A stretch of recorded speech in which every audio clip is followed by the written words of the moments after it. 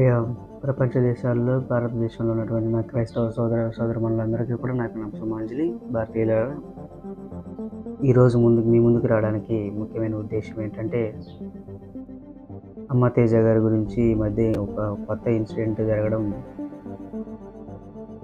మనకు తెలుసు. అన్ని ఛానల్స్ వారు చెప్తున్న మాటలు కూడా మీరు వింటూనే ఉన్నారు. ప్రతి ఒక్కరు కూడా వింటూనే ఉన్నారు. కాబట్టి ప్రియ భారతీయులారా, నేను చెప్పే విషయం ఏంటంటే, మానవుని చేత దేవుడు చేయగలిగించేటువంటి అద్భుత కార్యాలు చేయించగలడు. ఎందుకంటే దేవుడు అంత శక్తివంతుడు కాబట్టి, దేవుడికి ఆయా శక్తులు గల దేవుడు కాబట్టి, సర్వ సృష్టికర్త కాబట్టి, మానవుల చేత నేను చేయించగలడు. సాధ్యమైతే జంతువుల చేత కూడా చేయించగలడు దేవుడు. అంత మిరాకిల్ గల దేవుడు మన యేసుక్రీస్తు వారు. ఇక్కడ అమ్మ తేజ గారు చేస్తున్నారో చేయట్లేదో అయితే నాకేమో అర్థం కావట్లేదు. కానీ నేను నమ్మినంత వరకు నేను చేస్తున్నాడనే నమ్ముతున్నాను. అయితే ఇక్కడ విజయప్రసాద్ రెడ్డి గారు ఆ యొక్క ట్రిక్స్ అనేది, చీప్ ట్రిక్స్ అనేది వాడుతున్నాడు అమ్మ తేజ గారు. అదేవిధంగా ఇలాంటి పనులు చేసేవారు అందరూ కూడా అలాంటి ట్రిక్స్ వాడుతున్నారని చెప్తున్నాడు. అయితే నేను చెప్తున్నది ఏంటంటే, ప్రియ భారతీయులారా, మానవుని ద్వారా ఇట్లాంటి అద్భుత కార్యాలు జరగవు అనేటువంటిది అబద్ధం. జరుగుతాయి. కానీ ఇతను చేస్తుంది నిజమో అబద్ధమో తేలాల్సిన విషయం ఉంది. వీరందరూ కూడా ఒక చోట వీటి మీద అధ్యయనం చేయడానికి కూడుకుంటున్నట్లు సమాచారం వచ్చింది. వారందరూ కూడా వీటి గురించి మాట్లాడతారు. అప్పుడే మనకు స్పష్టత వస్తుంది. అప్పుడు తేలిపోయింది అబద్ధ ప్రవక్త అమ్మ తేజ గారు లేదా అబద్ధ బోధకుడు విజయప్రసాద్ గారు. చాలామంది కూడా పండితులు, దైవజనులు అందరూ కూడా దీని విషయమై మాట్లాడడానికి ముందుకు వస్తున్నారు. అయితే ఇక్కడ ముఖ్య ఉద్దేశం ఏంటంటే, నేను రావడానికి మొదలే అన్ని జనులు, మత పిచ్చి గల హైందవ సోదరులు క్రిస్టియానిటీ మీద, క్రైస్తవుల మీద విపరీతమైన ధోరణి చేస్తున్నారు, హేళన చేస్తున్నారు, ఎగతాళి చేస్తున్నారు, దేవుణ్ణి అసభ్యకరమైనటువంటి మాటలు మాట్లాడుతున్నారు. అటువంటి సిచ్యుయేషన్స్లలో వారు మాట్లాడుతున్న మాటలకి మనకు శాంతియుతంగా సమాధానం ఇచ్చే సమయంలో మనపైకి మనమే దండెత్తి వచ్చినట్లు వస్తుంటే, ఒకరినొకరు కించపరుచుకుంటే, ఒక దైవజనుడిని ఎదుటి దైవజనుడు కించపరుచుకుంటే హైందవులకు ఎంత హేళనగా అనిపిస్తుంది, వారికి ఎంత ఎగతాళిగా అనిపిస్తుంది అంటే మీరే గమనించండి. ఏదన్నా ఉంటే మీలో తప్పులు ఏమన్నా ఉండుంటే ఆ తప్పులన్నీ సరిదిద్దుకొని, నిజమా కాదా, మన వల్ల దేవుడికి చెడ్డ పేరు వస్తుంది కదా, మనం దేవుడికి చెడ్డ పేరు తెచ్చేవారిలాగా ఉండకూడదు కదా, చెడ్డ పేరు తెస్తే మనం దేవునికి ఇష్టలుగా ఉండం కదా అనేటువంటి విషయాన్ని ఆలోచించాలి. మనపై మనమే దాడి చేసుకుంటుంటే బయట హైందవ సోదరులు చూసి ఏమనుకుంటున్నారని చాలామంది నాకు తెలిసిందని కొంతమంది అనుకుంటుంటే నేను విన్నాను. ఏమనంటే, అద్భుత కార్యాలు, ఆశ్చర్య కార్యాలు, స్వస్థతలు, దయ్యాల నుండి విడుదల, రోగాల నుండి విడుదల జరిగించలేడు అంట యేసుక్రీస్తు వారు. ఇవన్నీ కూడా మూఢనమ్మకాలంట, బూటకాలంట, ఇవన్నీ కూడా అబద్ధాలంట అని అన్యజనులు అనుకోవడం నేను విన్నాను. ఎవరి వల్ల వచ్చింది? మొట్టమొదటిగా ఎవరి వల్ల వచ్చింది ఈ పేరు, ఈ చెడ్డ పేరు యేసుక్రీస్తు వారి కంటే విజయప్రసాద్ రెడ్డి గారు మీ వల్లనే వచ్చింది.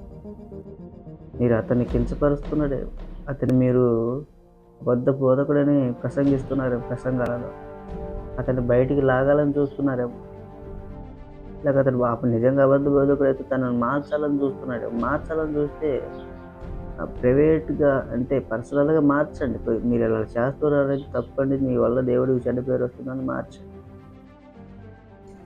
బహిరంగంగా మీరు చేయడం వల్ల మీకు చెడ్డ పేరు రాలేదు, అమ్మ తేజ గారికి చెడ్డ పేరు రాలేదు, విజయప్రసాద్ గారు మీకు చెడ్డ పేరు రాలేదు, ఎవరికి చెడ్డ పేరు రాలేదు.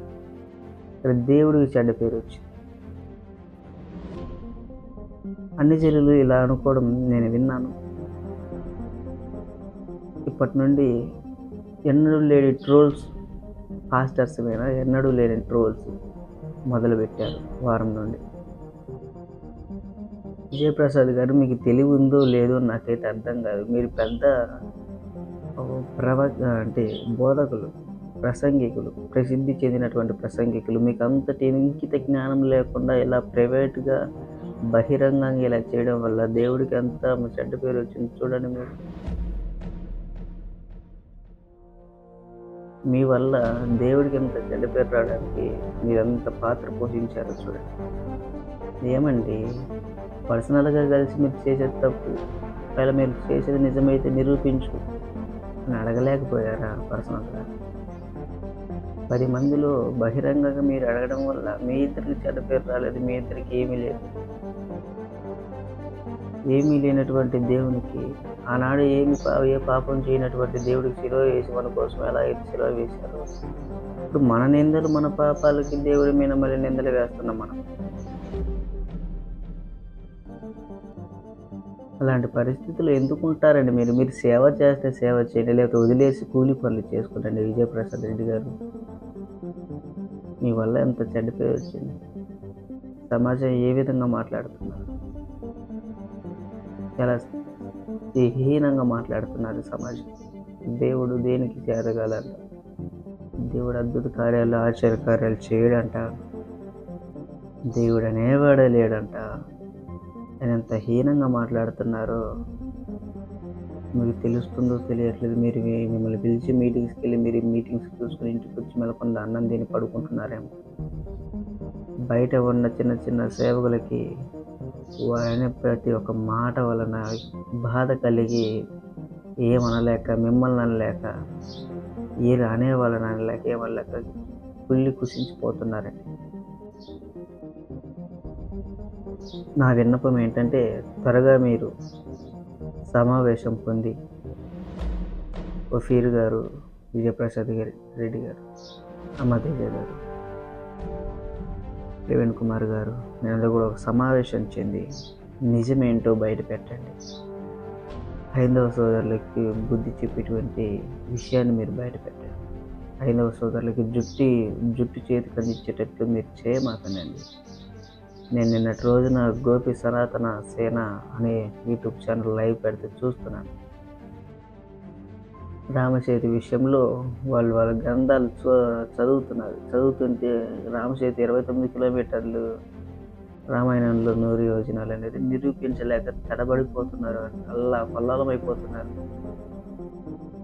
కొల్లాలమైపోతున్నారు. ఆ రామాయణం, ఈ రామాయణం, ఆ రామాయణం, ఈ రామాయణం, ఎత్తి రాశారు, తిప్పి రాశారని అల్లా కొల్లాలమైపోతారు నిరూపించలేక. ఒకడు అంటున్నాడు శ్రీలంక లంకే అనుకుంటున్నాడు. మరి శ్రీలంక లంక అనుకో, ఇంకేడ ఉందండి లంక? రాముడు వచ్చింది భారతదేశ పటంలో కింద ప్రాంతానికి, శ్రీలంక ఉంది కింద ప్రాంతంలో. ఆ లంక ఇంకో లంక ఏడుంది? మనం అడిగే ప్రశ్నలకు వాళ్ళకి సమాధానాలు లేకుండా పోతున్నాయి.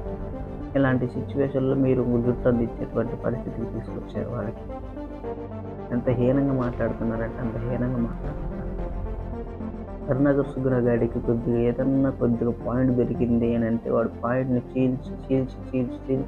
చించి చెండాడుతాడు.